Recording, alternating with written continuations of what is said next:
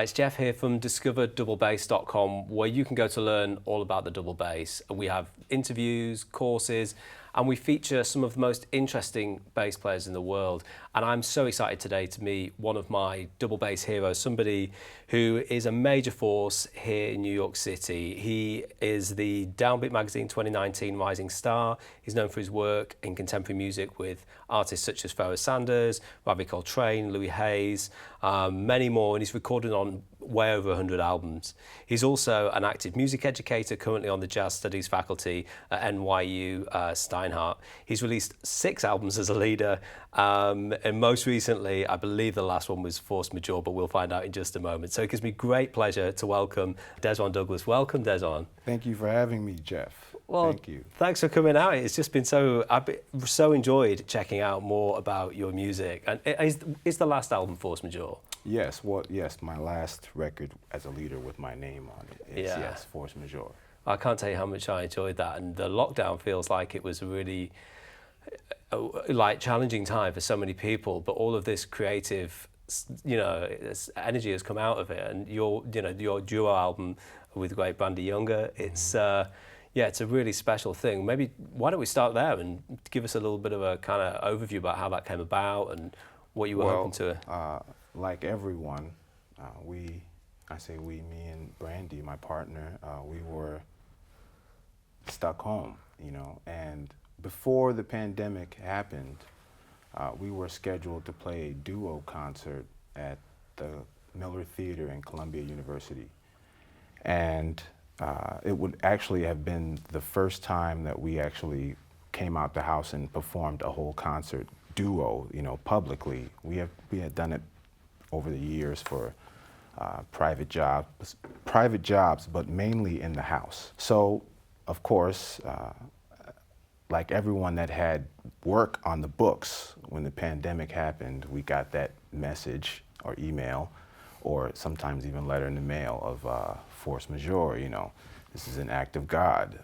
We don't have to pay you, and it's not happening. But we had a lot of tickets sold, and we decided, we have the time, why don't we just go live on Facebook? So we went live, and we got such a great response. And usually, when we play duo, we play material that we like, not necessarily what the jazz police or the classical police want to hear. It's more for our friends and family. So we played that material, and we got such a great response that we decided, okay, let's do it again next week. We're not going anywhere.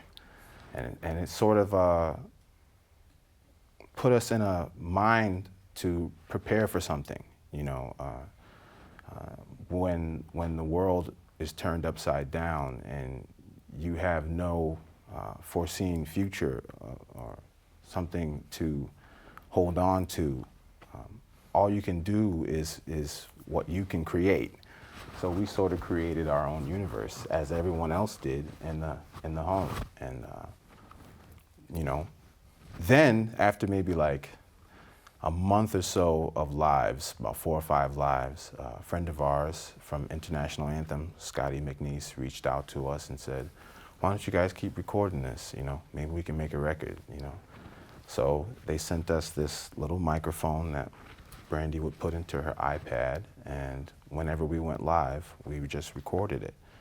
And there were some things that came out really good. There were some things that came out not so great, because it's all live. Literally what happens is what's on the recording. So the label did a great job in picking the best material. There was a lot of material. So did they go through it then? Yeah. They went through every single live that we recorded. Cool. It's about maybe at least 10 60 to 75 minute sets of music that they went through. And of course there were some repeats, we didn't make it a point to play a new song every live or like a new program every live. Sometimes we'd introduce new music and then, okay, let's try it again next week. Let's try this again. We're learning something new, So it was a whole process, and they picked some good material. There was a lot of things that I felt good about that should have went on the record, but they didn't. You know, maybe at some point there would be a force majeure too. I hope not, because you know, it was recorded under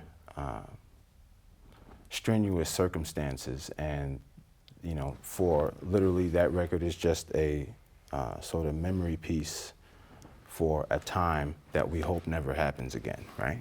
So, and yeah, it was fun. It was stressful, you know, learning how to be the producer, the engineer, the artist, the manager, you know, all in one, you know, at the same time, and go live, and the guidelines. There's just so many things involved, which I think artists in general learned or had the opportunity to learn during the lockdown. You know, if you wanted to come out of things sharper than you were overall, you had the opportunity, you know, so. I'm thinking about Live from Emmett's Place, what Emmett Cohen's been doing. There's just so much incredible, like really creative responses to what was a difficult time. And the album is so personal as well, because obviously it's recorded in your own home. Is it just in your living room, I'm guessing? Right in the living room. Yeah. Right in the living room. And I love the way that you've got at the beginning of the album as well. You've got the spoken introduction, you've got Let's Get a Coffee On. Yeah, that was literally, I was talking to the virtual audience. Oh, is that? I didn't realize, you see, camera. It was actually like, I just assumed that you'd recorded it after you'd done it. That was just an excerpt from one of the that was probably the best introduction that I did out of all the lives, because sometimes, you know, I'm in my house, so I speak my mind, you know. Yeah. So there was a lot of things that had to get edited, you know. I love at the ending as well with force majeure. You know, at the end you're saying, you know, like stay safe, and you and Brandee are kind of talking over each other, going, you know, like don't go to a bar. Well, you can go to a bar, but keep your distance. No, you shouldn't go to a bar. It's just got a great vibe. Well, it's life too, you know. Yeah, it's life. Music is life, and in order to be I'll flatten the curve. Great musician or artist, you also have to be somewhat of a decent human, just to relate to the human experience when you express yourself, you know. Yeah, well, I can really hear that in the album, and I was the set list is just such an eclectic mix of stuff. You know, you've got material by Sting, John and Alice Coltrane. You know, I mean, what was one of them that I absolutely loved was Sing is from Sesame Street. Yes. That is such a... Can you play a little bit of that, Dezron? Have you got that under the... Oh, well, I haven't had it under my fingers in a while. But, you know, the song from... I just love that so much. And I was listening to it and I was thinking, I know that tune.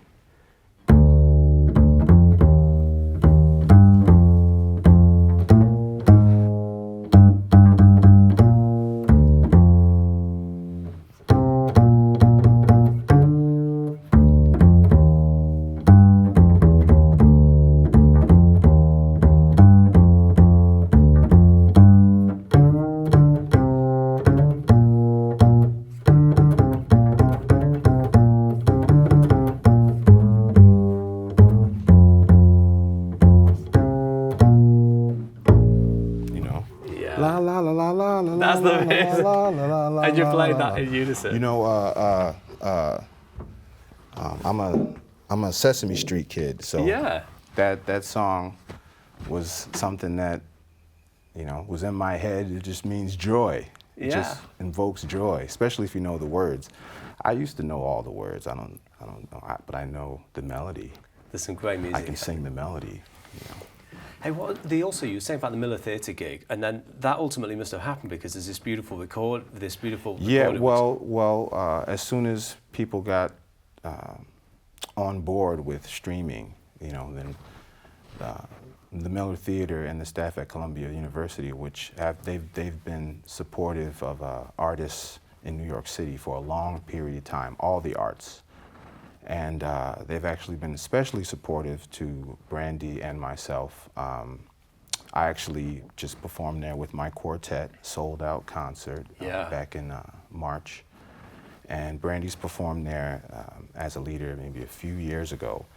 But that theater, I performed there at least 15 to 20 times, been on some memorable bandstands with some great band leaders and artists. So it was long overdue for me, but in due time, in the grand scheme of things, for me to perform there as a leader. I think it's just beautiful. I mean, the production is absolutely Yeah, stunning. they have a new space called the, is it the Littner building, or, I don't want to say the wrong building, but they have, the Miller Theater has a new space on 125th Street, and it's a beautiful building, and we performed in one of the spaces, and the backdrop of the city is there. Very much New York, Harlem. Yeah. You know, uptown. It is visually so cool, and musically, like, it's just really, it's this perfect kind of, way that you kind of came out of the pandemic. I just think it was awesome. But like, bring it back to earlier on when you were kind of getting inspired, starting out. Who are your bass heroes? Who were you listening to that was getting you excited about the bass when you were a younger player? I grew up playing bass in church. My father put the bass in my hand, and I began to listen to all kinds of music. I loved reggae. I still love reggae. Rock and roll, of course, hip hop, R&B. That was the music that I was growing up with. Soul, funk, and my father instilled in me to listen to all the bass players. You know, learn the bass line. You know, learn electric the as well song. as I started playing electric bass, and when I got to elementary school, and you know, you choose an instrument in the band. I'll never forget. I wrote down. You remember what is it, Peter and the Wolf? Yeah. So everyone watches Peter and the Wolf, and I loved the sound of the bassoon, but I didn't know the names of all the instruments, so I checked off tuba. You know, I was like, I want to play that sound. And when my band director brought the instrument to me the next week, I was like, I didn't ask for that. I asked for that. I want that sound. He's like, well, that's the bassoon. You know, it's great, but we only have one other tuba player. We need you. So, okay, I played tuba. I studied classical tuba for 10 years. Wow. And played bass in church and in garage bands, and like the real garage band, not the app, you know. Yeah. And different units, just to, that was my love. Bass was always my love, but I was learning music through brass. And around age 14, I was studying at the Hartford Conservatory with a guy named Marshall Brown on tuba, and they had a summer program, and I saw they had a concert, faculty concert, and there was a jazz portion. And I grew up with jazz music, African-American classical music. I grew up with it. My great uncle played drums with Stan Getz, and him and Horace Silver both got their big breaks at the same time, and he was one of the original Birdlanders, so the music was always around me. But I saw Dave Santoro, great bassist, I saw him play with the faculty concert, and I came home and I said, Ma, I want to play the bass, that's what I want to do. And I began studying with him about 4 or 5 months later, and it was literally just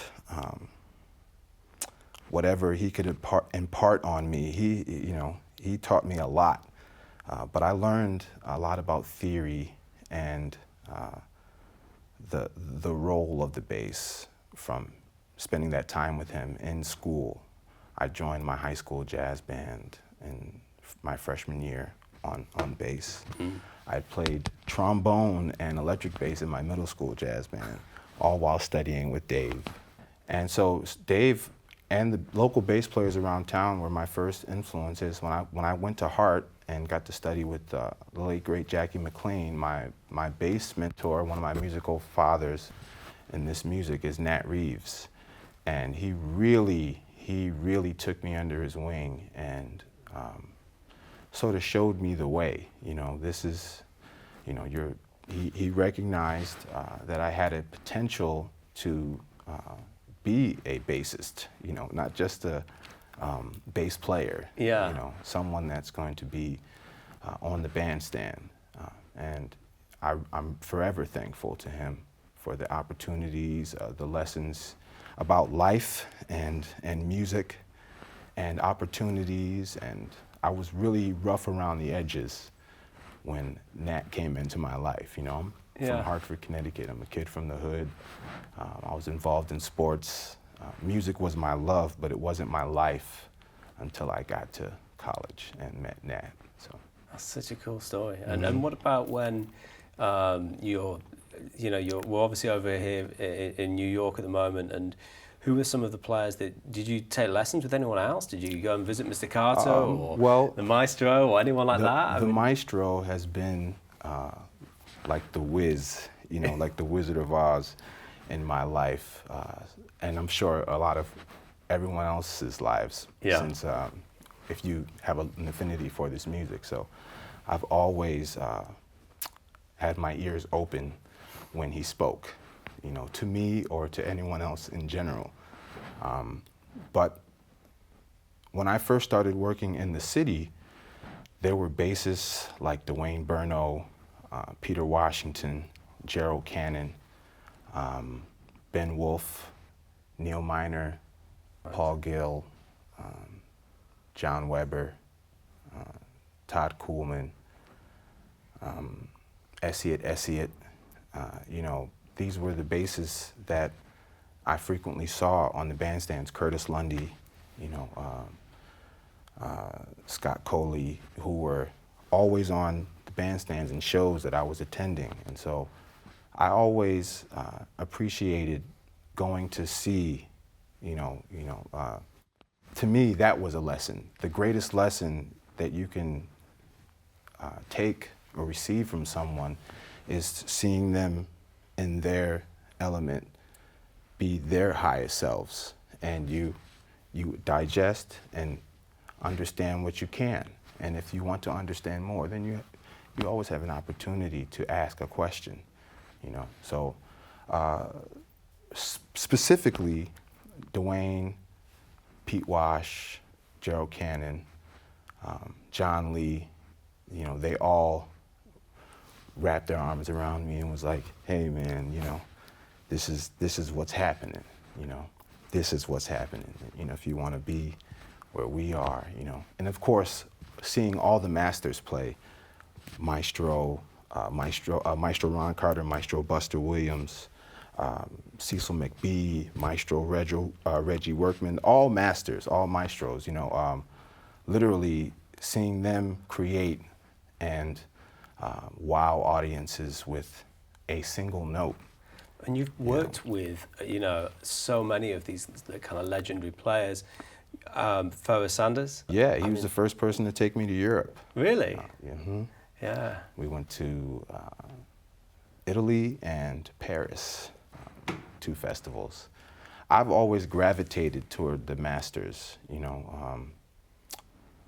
My generation was blessed to catch what I call like the gun smoke of the masters that were, you know, that were still around and still willing to open their heart and give information to ears and hearts that wanted to hear it and listen. They were still here, and I kind of I've always gravitated toward the elders. I've been like that since I was a kid. And got some heavy opportunities, you know, being around Dr. McLean, being around his son Rene. I played in his son Rene's band for a long time. The great trombonist Steve Davis.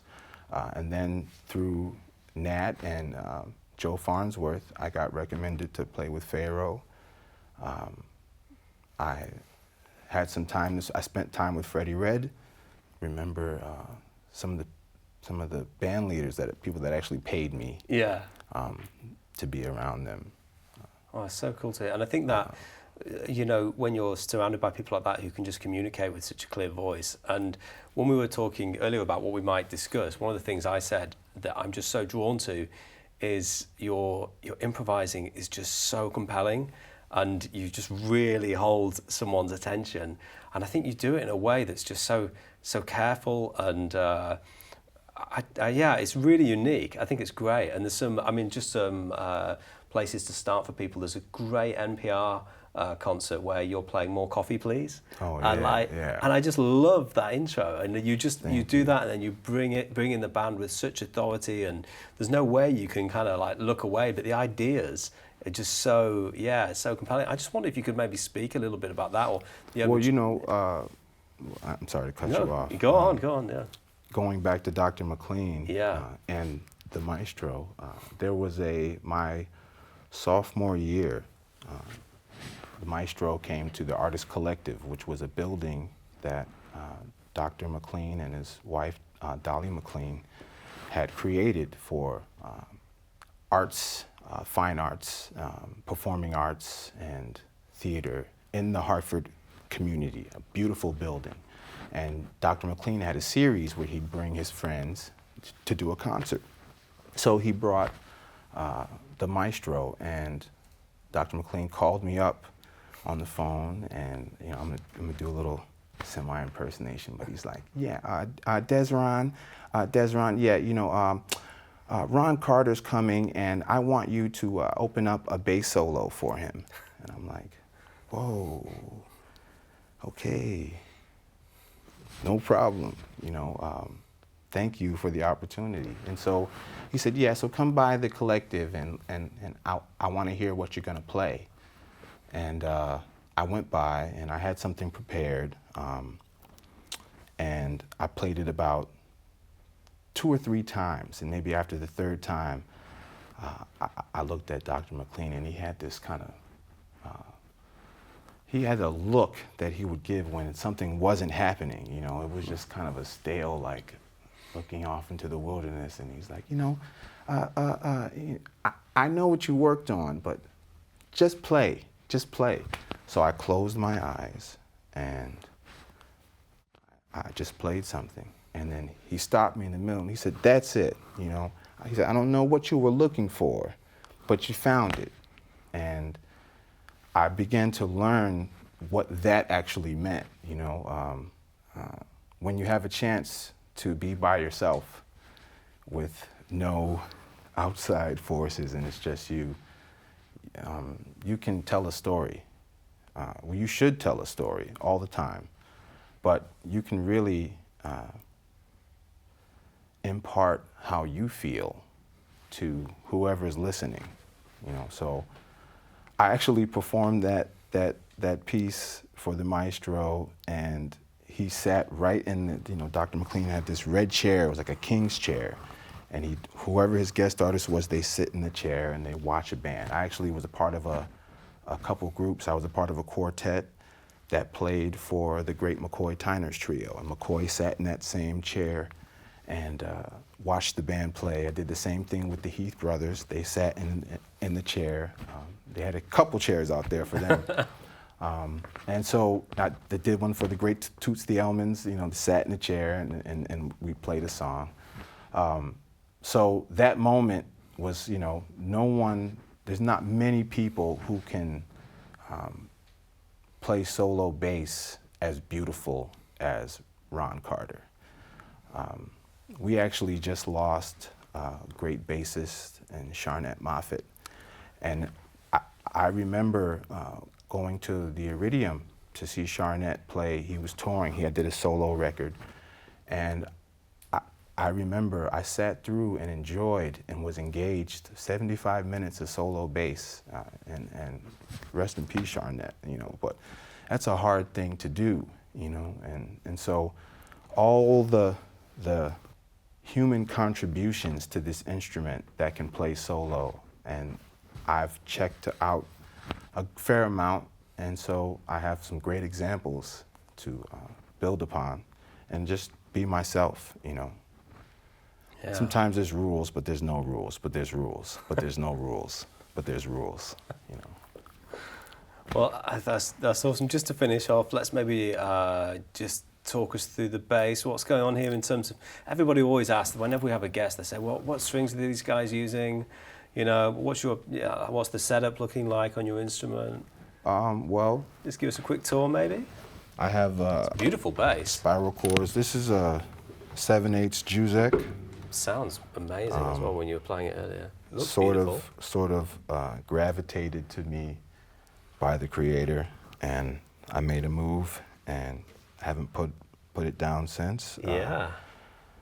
The strings, like I said, are spiral core. I have a EV635A mic that I've been using in the studio for about 12 years now. I've been using it on the road for 10 years now. Wow. I can't leave the house without it. I have a couple more. I have one that I use just for the studio. This one happened to be in the bag from the last gig. So. And it's held in place with... These bongo bands, you can find them at a hardware store, you know, but the bass, I don't like any microphone that actually touches the bass, you know, or clamp, anything that's, if the bass has to feel it or know it's there, it's not, to me, it's not gonna sound right, you know. It's a weird thing, but the bass doesn't even, you know that there's a mic there, you know. If the bass has a mind, everything has a mind. But yeah, it's, you know, it's an instrument. It does the trick.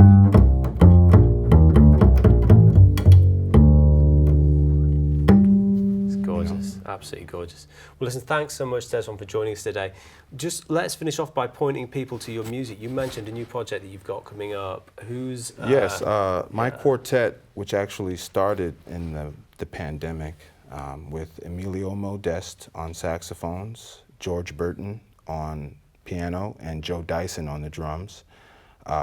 We will be releasing a record the end of October, beginning of November. That's what they're telling me on the International Anthem label. Cool.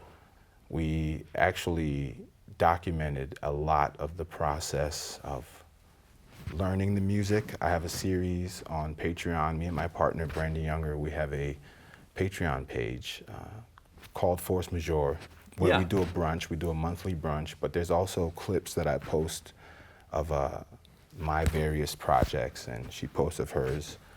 And I had a series called The Writer's Workshop, or The Writer's Block. Oh, yeah. And so the band, we workshopped all the music that's going to be on the record, including More Coffee, Please, and a couple other tunes that when we got to perform them live, people really, you know, we all took for granted the live experience.